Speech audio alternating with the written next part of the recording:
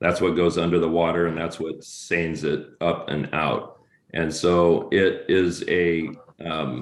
works great for filamentous algae. It works great for various forms of filamentous that you can grab, that you can bring up the conveyor belt. With planktonic pea soup algae that we get occasionally, we certainly have some challenges harvesting that. So in addressing what Sally is saying, then this is just a whole new thing for TUD and many of us in the industry to go through the hoops that are needed. It's total transparency. It's bureaucratic, if you will, but it's there to protect all of us. And so we're just trying to learn how to deal with this. It's something that's been in the works. The NPDES has been in effect for 10 years now, but a lot of people are just catching up to it and just getting used to it. And so there's a lot of challenges. But so Trevor has put out, Dawn has put out the information, and probably Eric as well, regarding the various methods. As you know, there's mechanical, that's harvesting. There's physical, where you remove things by hand. Laborious, it's labor intensive. There's biological control. There is chemical control, and that's why we're in this. That's why we're in this situation now. Is we're just talking about alternatives, options. Of course, I'm in the business. I have been since 1984. And yes, we have harvesting equipment. We have spraying equipment. We have, all the means at our disposal that we can use in California state. But this is the best way. This is adding chelated copper. It's the best way. It's the most efficient way. It's the most cost-effective way. It's the most efficient way to be able to control it. Now, this year, it's an unusual year, as you know, with all of our atmospheric rivers that we've had. So a lot of nutrients have been washed in, from Pinecrest Lake all the way down, have washed into the watershed. And so that's why we're having some real challenges this year. And it's going to be hard, going forward. It's going to be a difficult challenge for Trevor and Eric and everybody involved. It's going to be very difficult to start pleasing everybody out there. And that's the goal, is to please Sally, every other homeowner that's out there, to please the community. And so we'll have some challenges going forward. Better to get in front of it. And as Eric mentioned previously, better to be ahead of it beginning in April, which is what we had all discussed doing, as Trevor knows, and I think Dawn as well. That way you're ahead of it and you can keep it from becoming a nuisance, keep it from becoming a problem. So I just wanted to put that 2 cents worth in, guys. That's what we're up against. So it's a matter of getting comfortable with doing all of the reporting. And Sally is right that what needs to be posted, it's not just a notice of intent.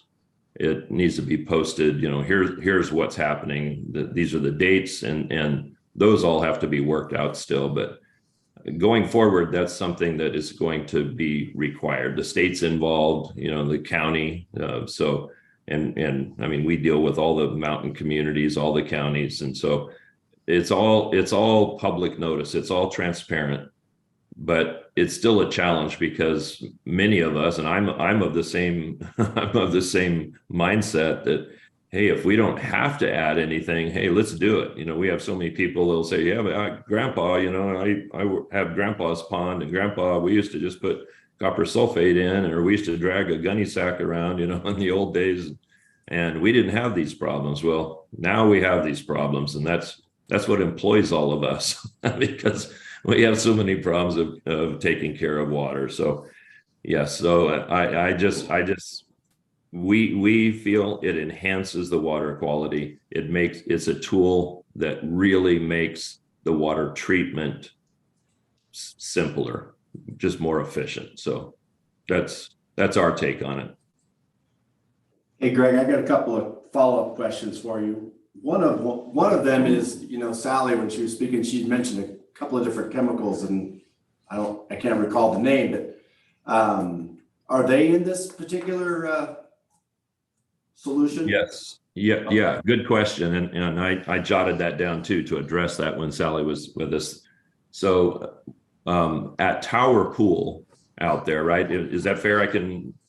Trevor, can I use okay. So at Tower Yeah. Pool, we have a 5-acre site that is the pumping site. It's where the tower is, but it's where the pump station draws from. And so we have a 5-acre, 5+ acre area. And what we would propose, if it has to be, well, let's see. Let me give you a rudimentary basic. When you apply chelated copper travels about 40 feet in the upper 3 feet of water. It'll travel about 40 feet each way of the spray, and it's done topically. So you spray, and it moves 40 feet each way. If you use diquat, was the one that she mentioned. The diquat is the herbicide that will take down the plants that we're dealing with, but it only takes it down to the dirt level.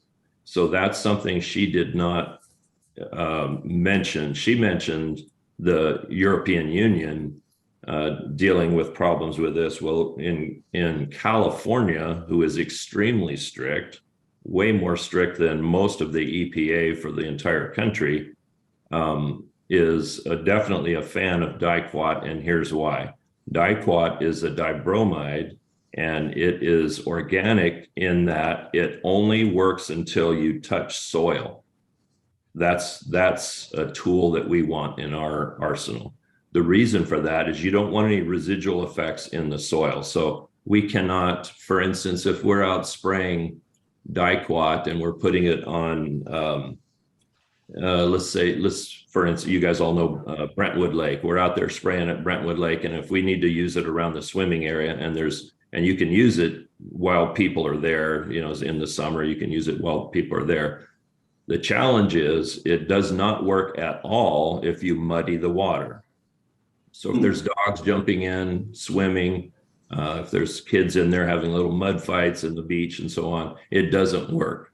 In a site like Phoenix Lake, where you don't have stirring up bottom sediments, it is extremely efficient, because it is only going to work down to the dirt level. If you guys follow me, it's going to take care of the plant material, and we can take it down as far as we like, but we cannot get rid of the roots. So the roots are still there. All you're doing is you're removing the nuisance. So for swimming, for boating, for irrigating, for pumps, it works very well. But it's only at the Tower Pool area, that 5-acre site, where we talked about doing that. The rest of it, there's another 40 some acre feet, counting, what is it? What do you guys call them? South Pool, Central Pool, East Pool. That's algicide only. And so it's just a matter of trying to keep the diquat, which is the one to use in our opinion. And the county and the state would verify that. They would approve that. It's excellent for what we're talking about. And we've used it out at West Side Reservoir there, Tuolumne City, and so it works very well. So, thank you. Does that address that, Don? Yeah. Well, yes, very much so. So thank you. The other question I had, I think I know the answer from firsthand experience, but you mentioned that this treatment in whole enhances the water, enhances the lake. I think you're leading us towards the treatment side, makes Trevor's life a little easier, but how does it enhance the lake for other reasons, like the habitat? Is there an enhancement there as well, or could it potentially harm the fish or the frogs or anything else like that? So it oxidizes water. It takes oxygen from the water, and then that has to be monitored. You have to always stay above 4 milligrams per liter of dissolved oxygen, and the guys are monitoring that, and they know that. With permits, you are not able to go below 5 milligrams per liter. And so what it does is, to answer your question, Don, what happens is when the oxygen is taken from water, you have to do it at safe levels. You have to do it at environmentally friendly methods. When you do that, you do not take too much oxygen from the water any single time. So you just have to be careful as you apply it. On a big lake like Phoenix Lake, you can target, say for instance, the East Pool, and you can take care of the problems there. Even if somebody applied too much copper and the oxygen was gone in East Pool, everything is fine because there's so much dissolved oxygen in the lake. So, and I know it's metered and it's monitored, and I know everyone's watching it, but we simply cannot take our dissolved oxygen down that far. So we do everything to where the numbers are much higher and safer. So if something cannot get out of the water, Don, in short, if something can't get out of the water, a fish, invertebrate, there are things that can't get out of the water. You'd strangle them if you took the oxygen away. Fish, for instance, ducks, turtles, frogs, birds would have no problem because you're only starving the oxygen. You're only choking them. That's all you would be doing. So you just have to do it at safe levels. Thank you, Greg.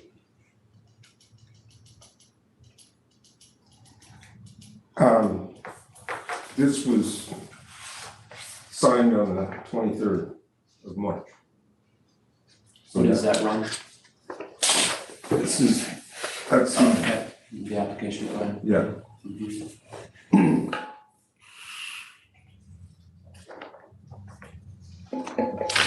Oh, Sally's go ahead. Oh, Sally. Sorry about that. I got cut off, but I heard sort of the end of what Greg had to say. And I don't have any doubt if he's running a business that he's very aware of what the safety monitoring stuff is for California.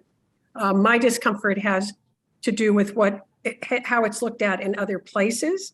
I think most importantly, when the water board says, we see it as a last resort, my question is then what are the options?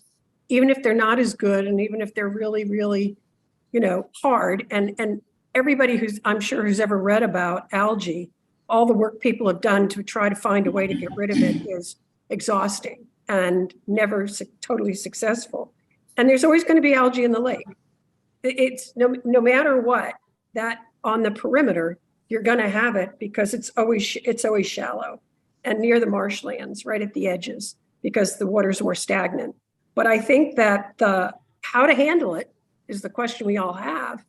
And I appreciate getting a chance to ask, but I do feel alternatives can and should be considered.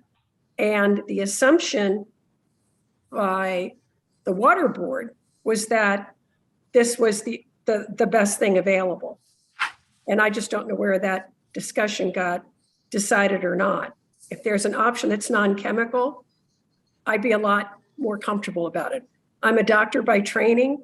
I don't have a confidence level in people using chemicals in a wide variety of environments that we've come to find the hard way. And that doesn't mean that people who use them are phonies.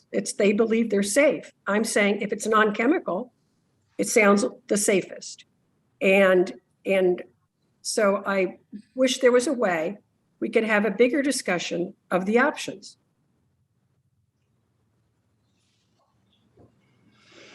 Well, let's not lose the opportunity.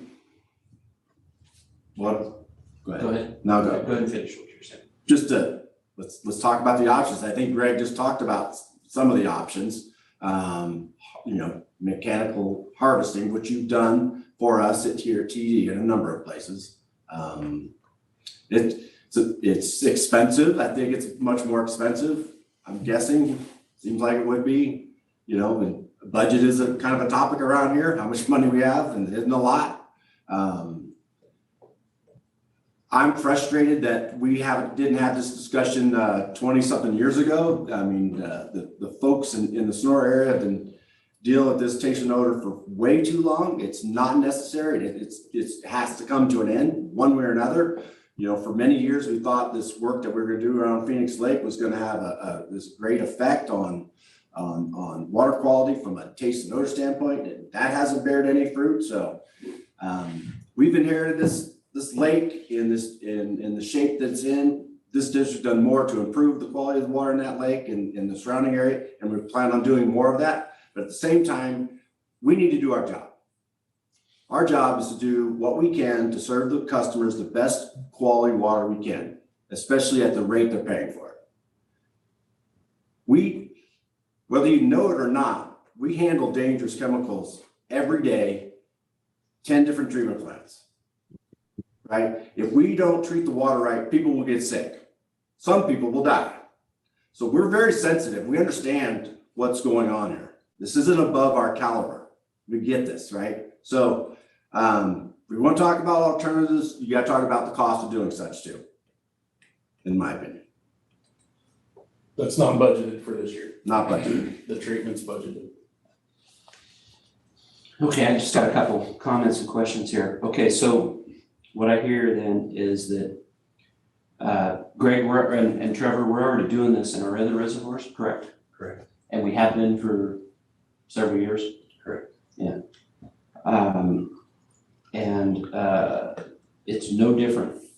What we're talking about here would be applied, and the potential result would be no different than what we've had in the other reservoirs that we've treated. So, I mean, we expect the same result. I do. Okay. And Greg, this treatment has been around for a long time, correct? Very long time, yes. Okay, so so as you said, I believe in your comments, there's a long track record. You said there's many surveys or many studies, I guess, that that bears out the good and the bad, whatever they may be. And we're familiar with it. We know about it. You do, certainly. And I assume staff does as well. So my point is, we've got a good history with this. We do, and I think everyone in the room there benefits from what has taken place. So I don't know where everyone lives, where everyone comes from. I know where Don lives, and we work with out there at Willow Springs and all of the lakes around Calaveras County, Tuolumne County, Madera County, Mariposa County. We're doing it this way, and so it's proven. It's easy to do the research on. I appreciate Sally's comments that I think people need to be comfortable with it before you proceed. And it doesn't sound like we're to that point. Everyone needs to understand through transparency that this is one of 4 feasible options. It's one of those. And so it's the one that we feel is most efficient. We feel it's the safest. We feel there's so much reported and recorded information already that would verify that. It would back that up. So, but I do think that people need to become comfortable with it. We deal with that every day, where people say, we don't want diquat, and we hear diquat, we think paraquat, and we think, man, in the 60s and the 70s, and it has nothing to do with that. It's a landscape herbicide, algicide, that is approved for lake, pond, reservoir use, and it is deactivated when it touches dirt or soil or clay particles. That's how safe it is. And so that is safe. Chelated copper is what the state recommends and what we have used for many, many, many years. And there are studies that, yes, would back all of that up. But again, it is only one of 5, but one of 4 feasible options for Phoenix Lake. Okay. And like you said, it's the one you recommend for this application. Yeah. Yes. And might I just say too, there are tools at your disposal, our disposal at the county, There's pest control advisors that are beyond what we are. We're applicators, are licensed with the state and with the counties, with all the counties that we deal with. But there are advisors on staff that can verify this, they can make recommendations to you of how much, when to treat, where to treat, all of that. We're applicators. We do what they tell us. We do what the state recommends. We stick to the label instructions, then it's legal. So, okay. Okay. I don't live on the, where I live, I don't get the, I don't believe I get that Phoenix Lake water, but, where my business is, we certainly get it. And I'm familiar with those taste and odor issues. You made a comment too, Greg, about the atmospheric rivers that we had this winter and bringing the extra nutrients down. So does that mean you expect more problems than a normal year? Is that what you're saying? I do, and I'm pretty sure that Eric could verify that because as nutrients wash in the watershed all the way, and I don't know all the tributaries, but I know coming down and leaving, we deal with a lot of the water on Sullivan Creek. We're seeing there's just a lot of sediment that has come in, a lot of turbidity came in, and then that can settle out. But the nutrients that come in, they simply wait for the water temperature to get to 60 degrees. They wait for sunlight and warmth, which we've had after those, what we have, 13, 14 atmospheric river events this year. Ridiculous amount of nutrients washed into the watershed. So they're already in Phoenix Lake. I think you guys are already bringing water down from Pinecrest Lake and so on. They're already in there. And so there's already problems just waiting. And Sally will be seeing it, and all the homeowners will be seeing it. Everyone will be seeing it.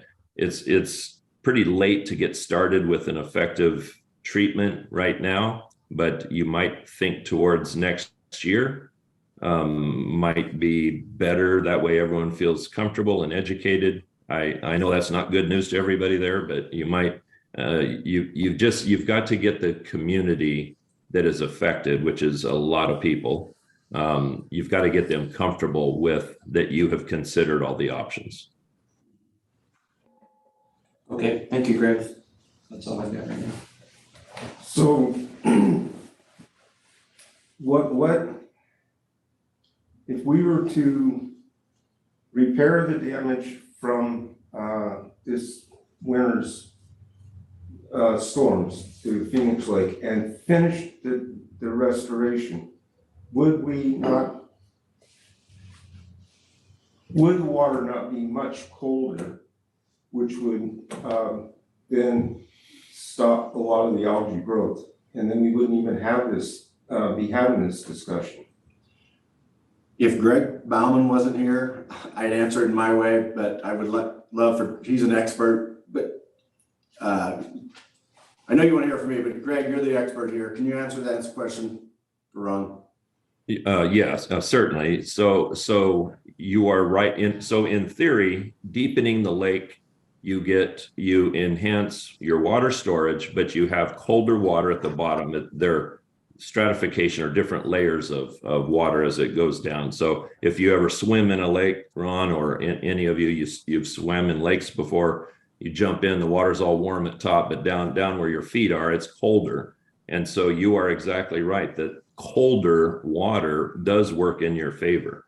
The problem is when you have shallows like Phoenix Lake, the water sits exposed to sunlight and it only drops 6 feet. And so all of that exposed area gets very warm. So it really becomes a task for Eric and Trevor and everyone out there to be able to handle it when the nutrients are sitting there waiting for the sunlight, just waiting for warmth. And we've had plenty of warmth as well, more to come.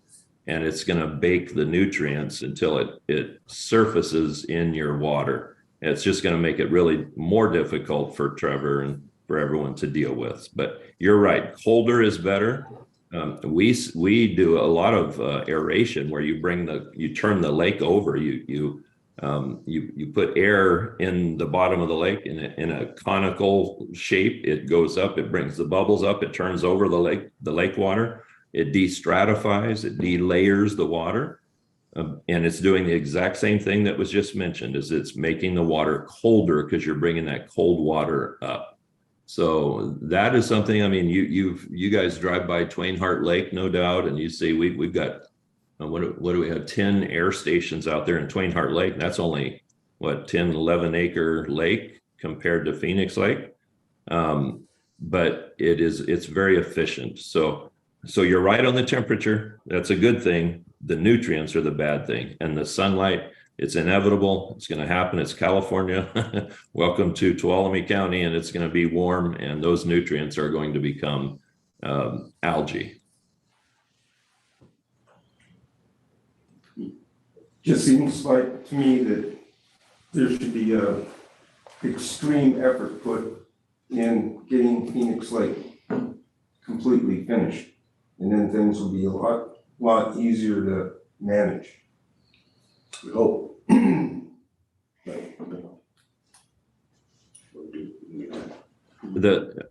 Is that to me? No, I don't think so. Or was it? So you're right. The deeper the water, that's what you're referring to, Ron. The deeper the water, the colder it's going to be, and that is in your favor. So in short, yes, that helps. I got a question. You do? Go ahead. So, but doesn't that just delay the inevitable? I mean, eventually, it's still gonna get warm, correct, Greg? You're still gonna have to deal with it.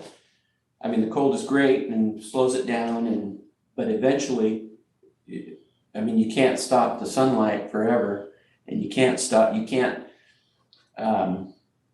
just delaying the inevitable, right? Correct?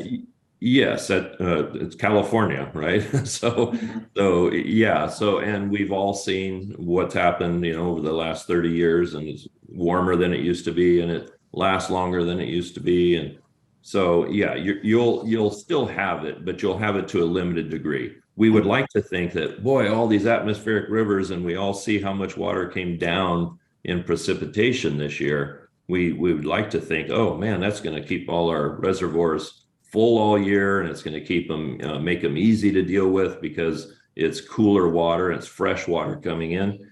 But the fact of the matter is the nutrients are there. They're coming in constantly every day while we're even here talking. They're coming in, adding to the body of water, and then now you have to, in a reactive way, deal with it instead of proactively. So yes, it's inevitable. You'll have the problem. You have had the problem for so many years already, and now TUD is addressing it, and they're trying to please the homeowners and everyone that is impacted by it. So yes, it's going to be an ongoing problem. It's good that you're getting after it now. What's our lake temperature now? Anybody guys know what it is? 18 degrees Celsius. 18 Celsius, so 36. Yeah, it's in the 50s then, huh? Mm-hmm. Yeah. Going up by the day, So this cool weather's been Helping. but yeah, it's inevitable. Okay. Who does? Good, Sally. Oh, Hi, so appreciate those discussions. I think it would be really helps because I believe that, of course, as Horizon said, make it deeper, make it cooler, and you'll mitigate a lot of this. But as I said before, the shallower areas at the edges aren't going to be deepened even in the plan from Horizon. So you're always going to have an ability to have that, to have the algae. But the alternatives, I come back again and again, are worth a discussion and a concept of cost. To just sit there and say, well, it's too expensive.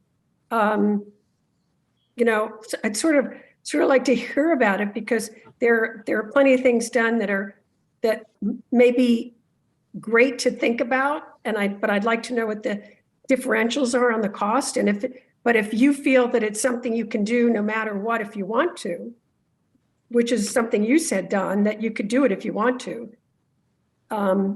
it leaves me wondering how willing you are to talk about alternatives, talk about aeration, talk about harvesting, and then talk about the chemicals.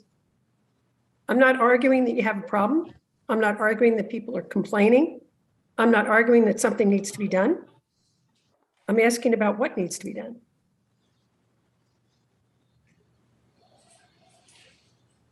So Can we've you been get talking about the comparisons? air. So we've been talking about doing the air diffusers for multiple years now, but we struggle with it because of the depth of the lake, where it really needs to happen. You're only turning over 6 feet of water. And it's a huge, what's one unit? The cost of a solar bee unit, yeah, 80 grand plus, more than likely. So we are practicing alternative methods, active mixing through aeration mixers that they're very affordable for the smaller reservoirs that we have. So mixed results with that when it comes to the taste and odor of algae that we basically tested and thought maybe this is the solution. And it's still occurring at our west side and Matlow reservoirs. The warm weather season ramps up and we get these mixers going. It's compressed air.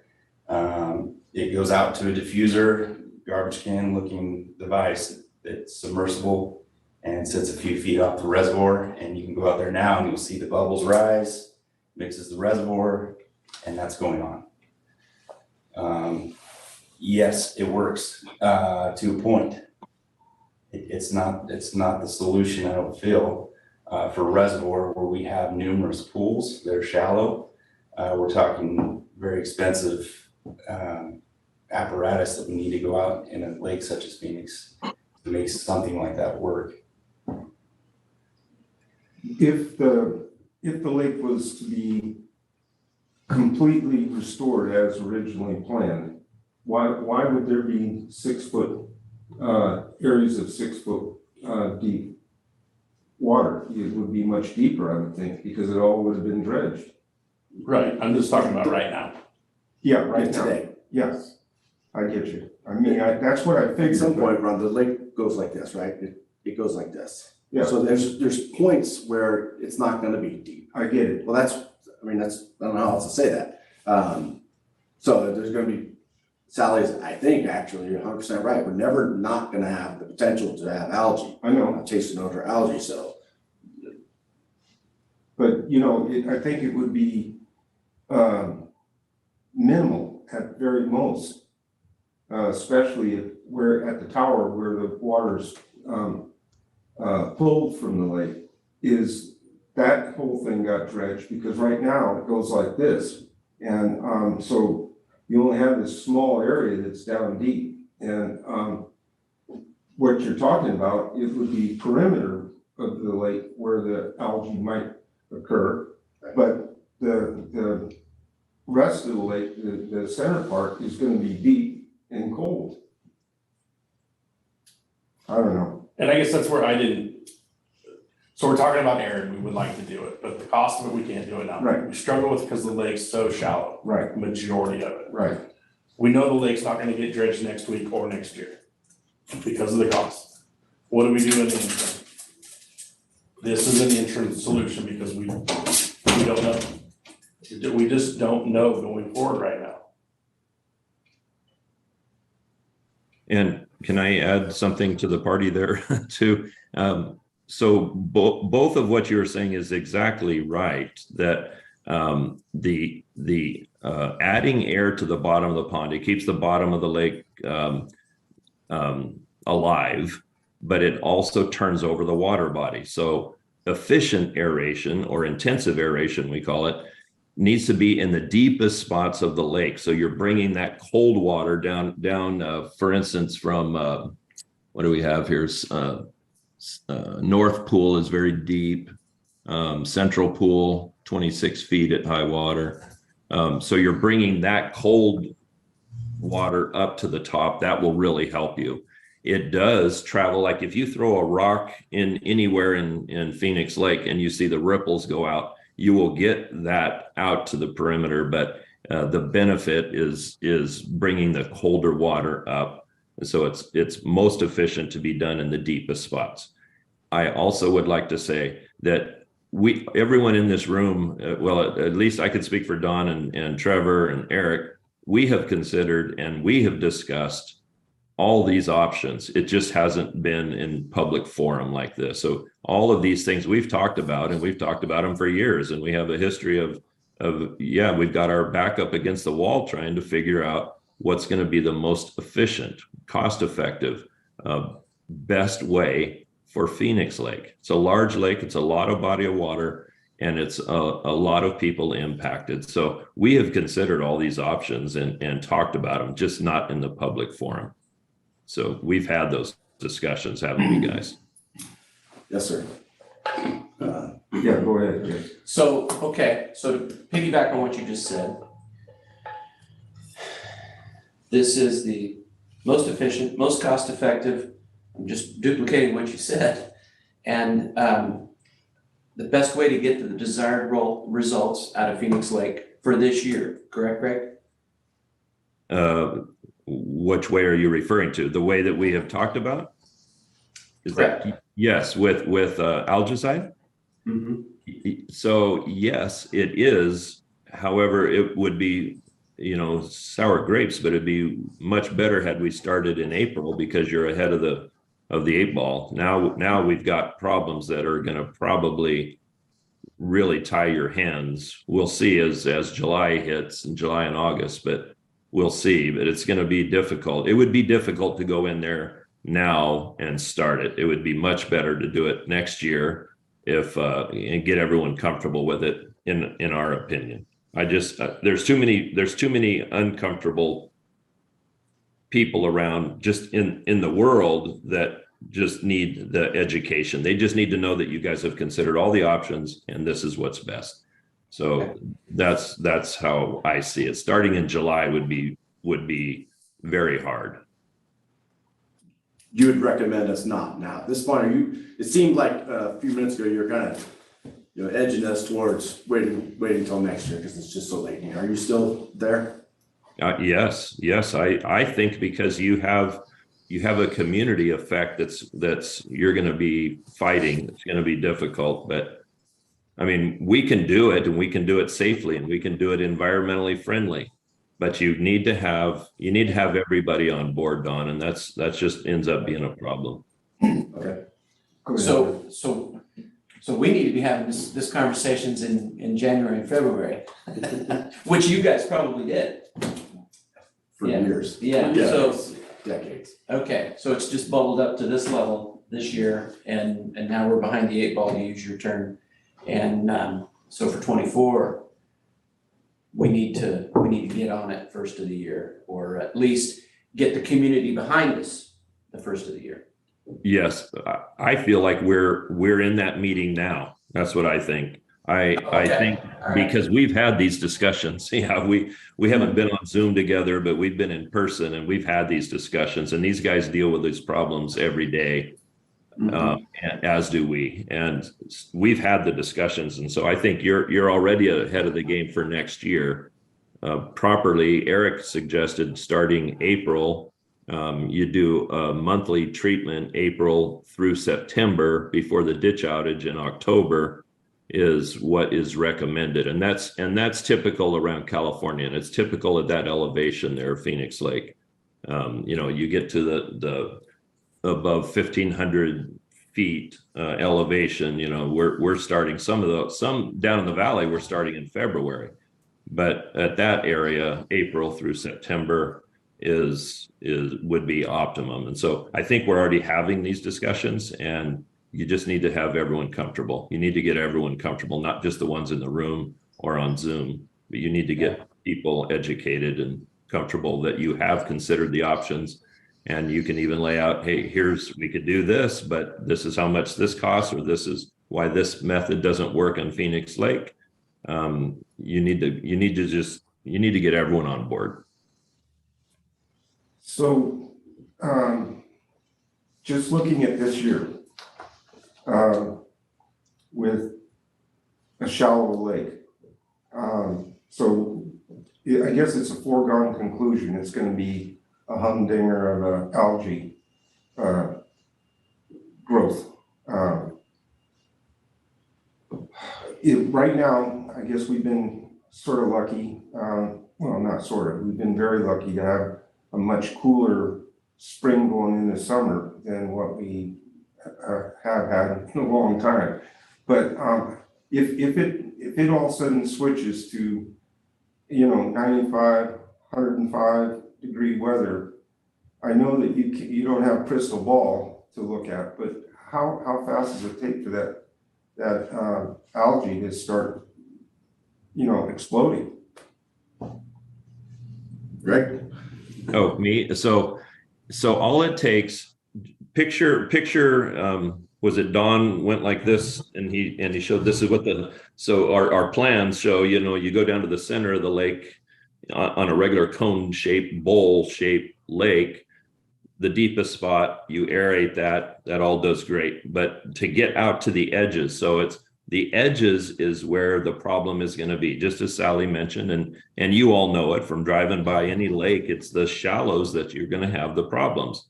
But Tower Pool area where we're drawing water from for the utility district, when you're drawing water from that area, that is deep enough where you can take care of that, but you are not taking care of the algae out around the homeowners, around the edges, around the perimeter. That is going to get hot.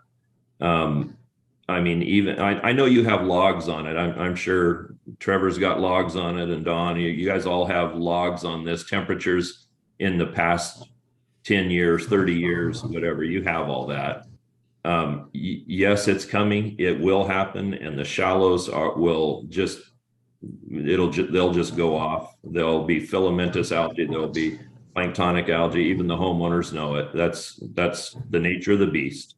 So you will have that. Yes, we had some cold water come in, but there's also a lot of nutrients just waiting in the shallows, and it's just sitting there because it's not moving out of the shallows. So. Oh, yeah, go ahead, Sally. I had just a general question for Greg. When the original APAP talked about the applications being repeated over months' time, are you doing a different area each time, or is it all lake each time? No, different areas each time. And the reason you do that, and that's a very sharp question, the reason you do that is you actually concentrate on the entire area once you get it under control. And that's the problem with starting now, is you've got too many problems out there to go in there in July and do it, because it's not safe, because there's so much algae waiting to pop, waiting to go, that now you go in there and treat it. If you treat too much, you're taking too much oxygen from the water, because we're calling it chemicals, but the herbicide or the algicide that is used is simply you can well, I heard the comment earlier about drinking chlorine. You can't drink this stuff, but you can irrigate with it. You can use it. You can swim in it. All of that. It's not a problem. It simply is one method, one tool to use. You just have to use it responsibly, safely, because it's going to take oxygen out of the water, not the chemical. It's the effect. It's the effect of killing algae or taking a residual effect of oxygen out of the water. That's all it does to get rid of the algae. It's all it does to get rid of the plants. And so the product is safe. What's not safe is if you use it irresponsibly and you take too much oxygen out of the water. So if you were to go in and treat all of it, Sally, and boy, that would look beautiful for about 10 days until the fish start floating. So you can't do it all at one time. And it sounds like you're probably a guy who's really good to be the ombudsman about how this is done, because I'm sure you've had to deal with communities that said, wait a minute, and how people go through a process of education and understanding alternatives so that it comes off as something people were ready for. I think the biggest problem was not being ready for it. And having people like me, obnoxious as it is, going ahead and trying to read about it and get a sense of, is it the best alternative? I don't have any argument it's an alternative that is approved in California, but is it the best one, or is it, could we do something non-chemical, non-herbicide? And so I'll keep hammering that home. But I think that the whole education process could be facilitated so that people had heard more about it and understood how it gets decided. Because if we're not going to be able to dredge the rest of the lake for a couple of years, you're going to have something done, especially since you're increasing rates, to make sure that people aren't screaming about the smell and the taste. I just am looking for something that sounds less like chemicals. And that's my bias. And I'm sure Greg's heard it before from people. So I think we take it from there. We all hear it all the time. We hear that. Yes, you hear it from your guy that comes out and sprays your house. You hear it. You see it from the guy spraying right away from Caltrans. You hear it from everyone. It's the option that, in our opinion, from many years of experience, would be best suited for Phoenix Lake. It is the same method that is being used all around Tuolumne County already successfully.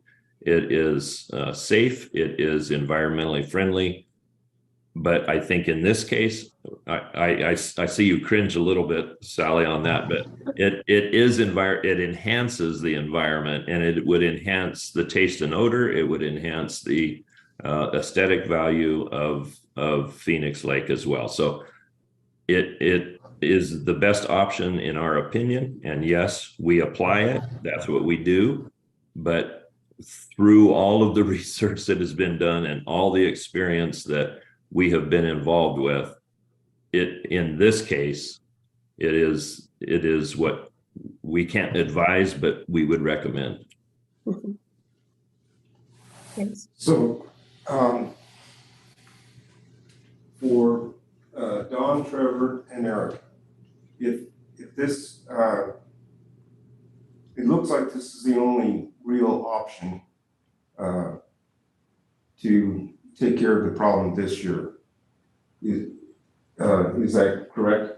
It may be too late. Yeah, That's great. I think Greg is suggesting it's too late now. That's what I'm hearing. What are you gonna do then for the algae blooms, the taste and odor for this year? We're gonna fight it. Trevor will do everything he can at the treatment plant, the 100-year-old plant, to try and mitigate it and reduce it. But there, like we've done for the last 30 years, do the best we can. Pray for a mild summer. On one hand, I'd love for it to be not in the hundreds, because the cooler it is, the less problematic it's going to be, right? It just is. Anyway, so nothing. Between now and February, we better have a plan for next year that the community can buy into. Can I ask one other question? Sure. Of Greg. Greg, is there anything out there that talks about the volume of it? Like if you got rid of 25% of what we have, that it would help the taste and the smell, or is it not that easy? Let's see, that's more a question for someone else there, because I don't do water treatment. That would be a question. Eric, Trevor, and Don, they're all very qualified for that. So I'd have to plead ignorance. I don't know that answer to that. So I understand the question, but I don't think I'm qualified for that. I couldn't tell you in terms of milligrams per liter, but or some other measurement, but it just stands, again, all these decades worth of experience. We know in years where we've had mild summers, cooler temperatures, we have less complaints, less calls. Mm-hmm. And opposite of that, 2 Mays ago, remember we had 10 days of 100 degrees, mm-hmm. Algae bloomed like crazy, and then it went to the 30s and the algae died like crazy. I'll bet you some fish floated that year nobody knew about, but that also kills fish. So I know, yes, I think Sally's correct. If you were to reduce it some significant percent, you'd probably have less calls. Yeah. I saw Trevor ready to say something. Did you want to comment? Yeah, we do, we are able to blend to a percentage with our bypass water. And it just, the little bit that we can, yeah, I mean, technically that helps, but you know, we're seeing warmer temperatures upstream as well. All the way up into Lyons these past couple of years, 20+ degrees Celsius. So these warm years, it happens upstream, and I don't know that we get away with treating something like Lyons. That's just a huge body of water. So, you know,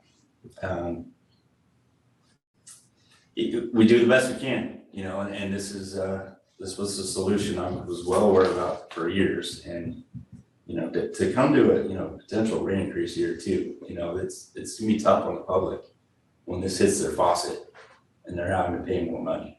Yeah. That's what I wasn't hoping to happen, and there's a lot of people in support of this around the lake. I wish they were on today.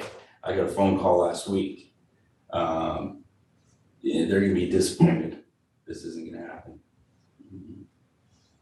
Well, okay, this was supposed to be a discussion and no real action, I don't think, but I don't know, what do you think, Jeff? My thought is that even though it's April, maybe at least a partial attempt at treating some of the worst areas might be worthwhile, and then start almost immediately on some sort of education process, so that when we get around to next year, we got a clear path as to what can and will be done. And then I think as a third thing is stand on the gas and let's find some grant money to finish that darn lake.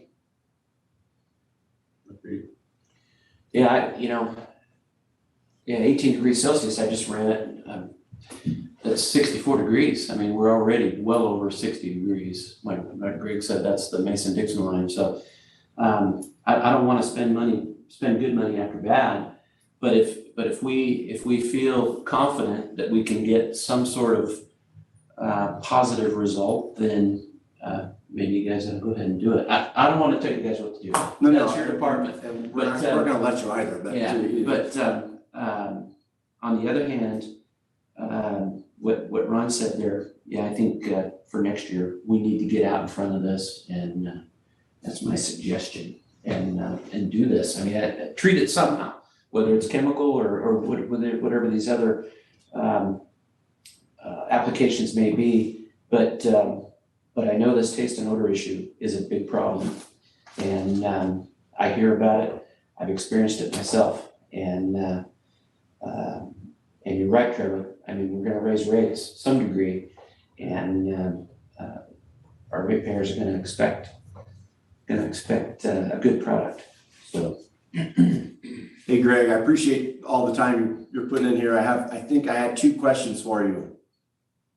One for sure is, to this point right now, do you think we can do some treatment perhaps around what you're calling the tower pool or other, or some minimal effort to reduce to some degree? Would we be successful there, you think, today? Yes. So there's 2 different areas of attack. Tower pool is to take care of plants. So that's the only place that we were trying to enhance the pumping there for the guys at the plant. So plant, I'm using it 2 ways. The native plants in there, the widgeon grass and the sago and some of the other pondweeds that are coming up. So that can be done. It would be done in our, what we would do is we would use diquat in there, and it would be safe because it's deactivated at the dirt level. We would have to coordinate that with Eric and with Trevor, with you guys, with TUD. We would coordinate that.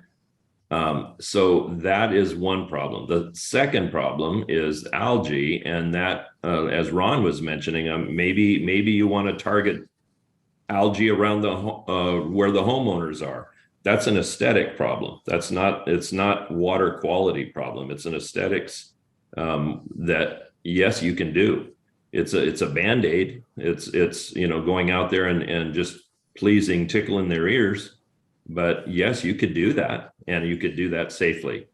I think, I hope I'm not out of place to say this, but I imagine, Trevor, you guys are recording and reporting for years water temperatures out there. You have all that. You've got logs of all of that. So I suggest you make that known, what you're going to be dealing with this year. Make it known. Let it be out there. You're going to have some problems coming up, but I think people need to see how it compares to last year and the year before and the year before. They need to know that deepening the lake has helped, but it hasn't fixed everything. So I think if you record and report, I think it would probably help homeowners and public in this case.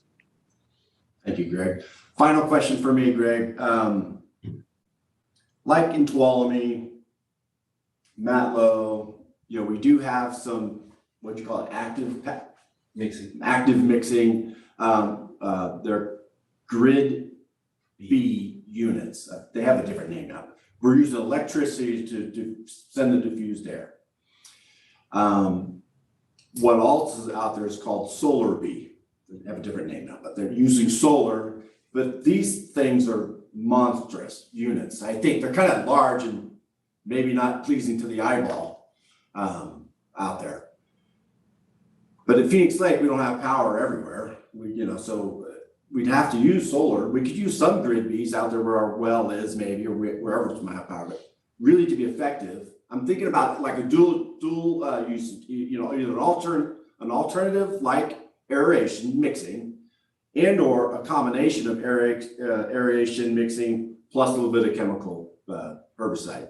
And if we were going to explore using aeration out there, we'd really have to do a study, get somebody in here who'd say, okay, do a whole profile of the lake and say, well, you need this here, that there, and this here, and that here. We could come up with a budget, what that would cost us. It's in the hundreds of thousands of dollars.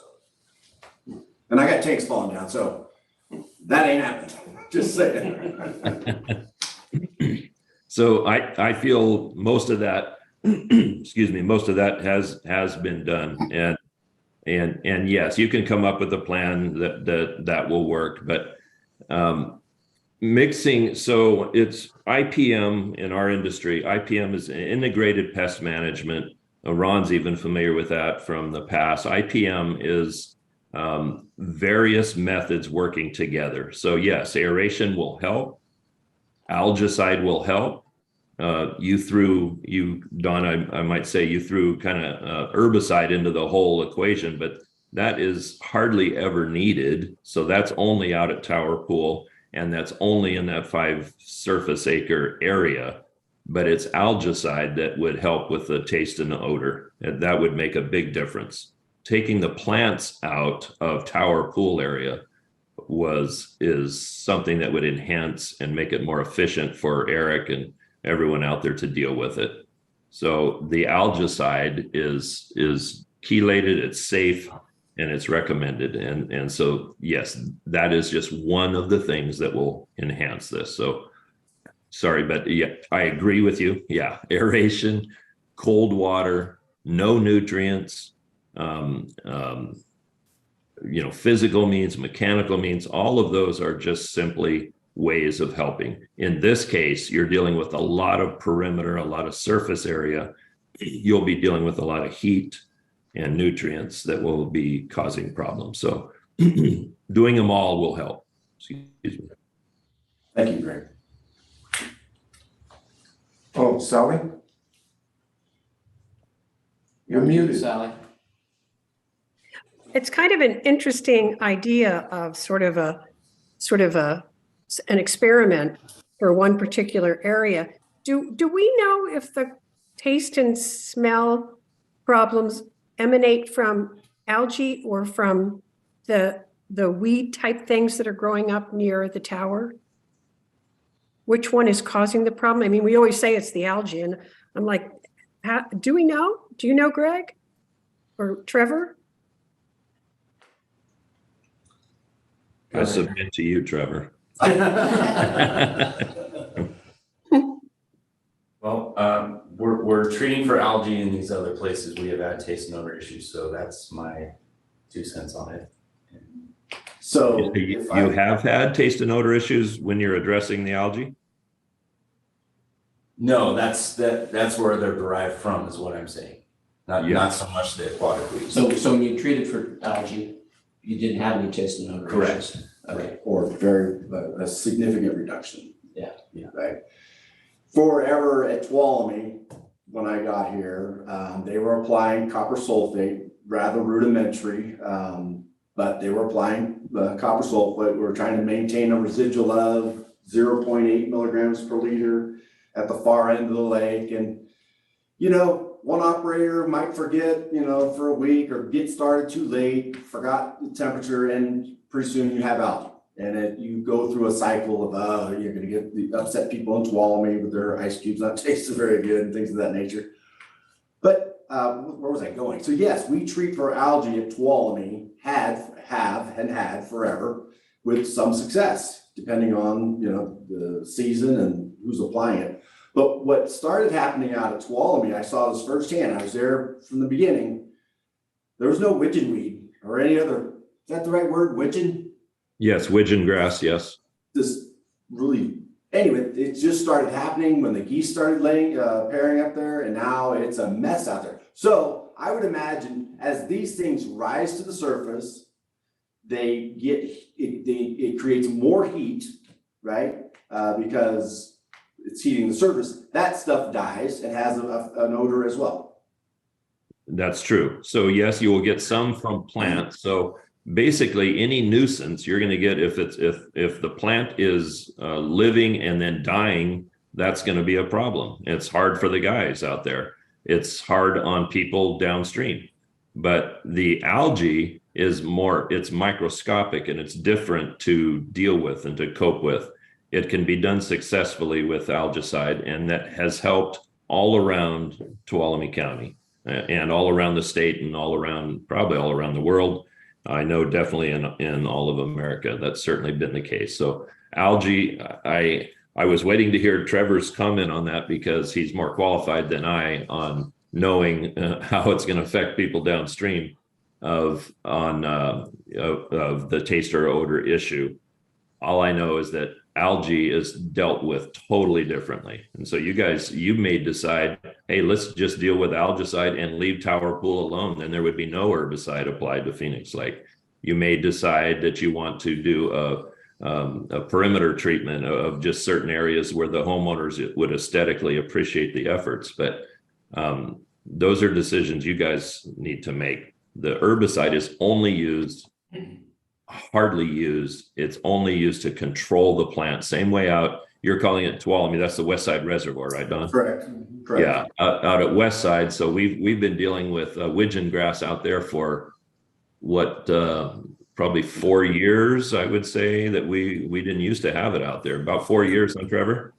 Well, Greg, you were out there 10 plus years ago, I feel, to harvest it, the first time. Oh, yeah. That might have been like 15. So it's just been an issue for years and years. So Yeah. And to say, when it comes to the Tower Pool and why we're applying the herbicide there is because of obstruction to the tower, that's gravity, and the drawing that cold water through a channel into that tower and out, just to see. So it really has nothing to do with the taste and odor, in my personal opinion, because I'm seeing it with the other reservoirs where I'm just applying algicide, and that's eliminated the taste and odor. Yeah, and so algicide will make a big difference, but you are dealing with an awful lot of acre feet of water, and it's really the upper 3 feet of water is where you need to address. So that's what we try to do. But algicide would make a big difference in taste and odor. Then sounds like. Okay, well, I think we've discussed this to death. I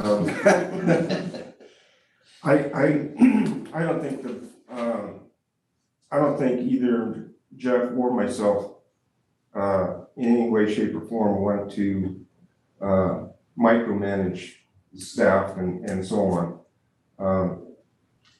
My opinion, and it's just my opinion, is that you folks go ahead and do whatever you gotta do in order to keep the water as good as you can.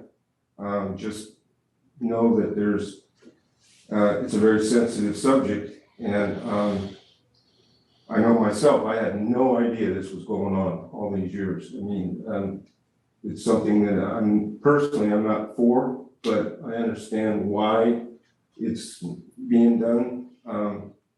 Doesn't make me feel a whole bunch better, but if that's what it takes, I guess that's what it takes, so. I guess you look at it as a catch-22 also, Ron, is that I'm using a lot more chemical at the plant to mitigate the issue there. When the book on algae is if you can mitigate it at the source. I get it, I get it. Okay, so it's chemical both ways, this way. But you know, with the description of how it works today, and I hope you feel better about Greg's 2 cents on it. Oh, definitely, I mean, he knows what he's talking about, but Okay. it's just, you know, with my background, I have a real problem. I mean, even when after I found out about chlordane and how deadly it was, when I was doing either the work itself, the actual repairs, or making the inspections, I would lean towards mechanical fixes rather than chemical fixes. And even then, sometimes there's when you got a home, which is very expensive, or a building that's very expensive, and you've got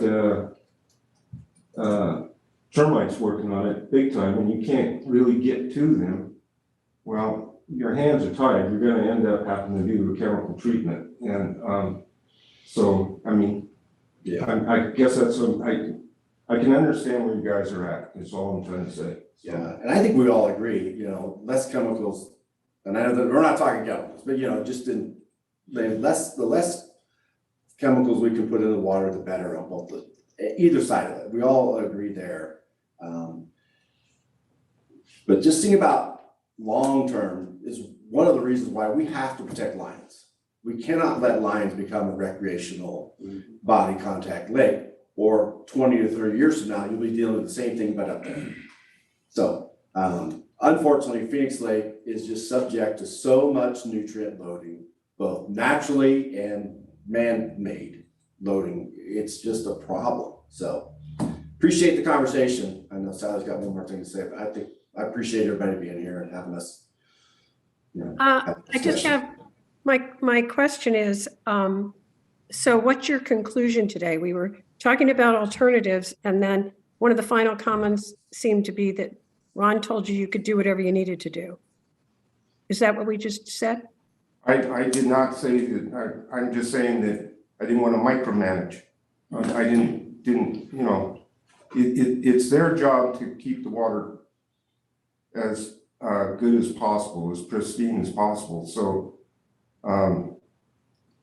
after hearing what Greg had to say, it sounds like it's a very safe process if done correctly. And if that's what it's going to take to solve the taste and odor issue, then as much as I'm not all for it, then I guess that's what's going to have to happen. I don't know. What happened to the discussion of alternatives? We're back to just saying put the chemicals in? Well, the discussion there, we've had it more or less, but it's very expensive, and who's going to pay for it? Have we seen how expensive? Can I jump in real quick? Sure. And also Greg mentioned it, and it got brought up other areas here too, but they've already had those discussions about the alternatives, and you know, it comes down to, you know, we hire Greg, TUD hires Greg because he's the expert in treating reservoirs. We have Trevor, we have Eric, we have Don. they're the experts in treating the water after it leaves those reservoirs. And that's what they do, and that's what TUD does. And we as board members, that's not our, doesn't come under our realm here. But I'm satisfied that you guys have already gone through this and come up with these other alternatives and decided on what we should be doing for next year. It looks like we're too late for this year, but I'm deferring to you guys. I mean, it's your guys' job. That's what you guys do. And you do a really good job. And so carry on. The only thing I just don't know, and Greg, again, appreciate your time here. You got other things to do, but would you or would you not recommend some minimal treatment today for this year to move on, or do you think it's just too late? Alternatives we can talk about, I'll bring to you and however in some fashion about what these mixing things will cost. For next year. Or any of it. It won't be next year. It's just too expensive. Really. But Greg, can we make some difference today if we made an attempt? Yes, definitely. You could make a difference in whatever was targeted. Yes, you could. So I like I say, it's just you're coming in to the party awful late this year, and so they're going to have, you'll hear about it, Don, pretty soon from Eric and from Trevor. They're going to have their hands full out there, and they know it because they've had it in years past. They'll have their hands full. This year we've got extra nutrient loading, and so it's going to be some problems. So yes, you can go in and treat. Much better to get ahead of it in April traditionally at that elevation. So yeah, if you want to treat some perimeter area, if you want to treat specifically tower pool, whatever you guys decide, we'll work with you as we do on all your other properties. We have no problem with that. But I think the options have been considered. I think Sally would like to see some information and most likely some of the other homeowners on the lake, and then maybe even some downstream would like to have some of that transparent to them. So education, I just see going forward is going to be vital. It's going to be necessary so that we're all on the same page. So with that, what do you want to do? Do you want to treat? So Greg, maybe we can give you a call, but I would like to get some costs on the road for what it would be to harvest. And then we'll get some info on the solar bees, grid bees, all that. We'll get that together. We know we're trying to finish the lake. I won't say we're not, we are, but I'd like to talk to Trevor a little bit more about saying, yeah, let's do it right this second. I'm worried about some other stuff too, so. Okay. So I'll be getting a hold of you, Greg. Thank you. No problem. Thank you guys so much. Thank you, Sally. Thank you, Sally. Okay, Unless we're done. yeah, Okay. we're done. So no committee recommendation, just to proceed. I got it. Okay. Thank you. Thank you. Have a great day. Everybody have a good day.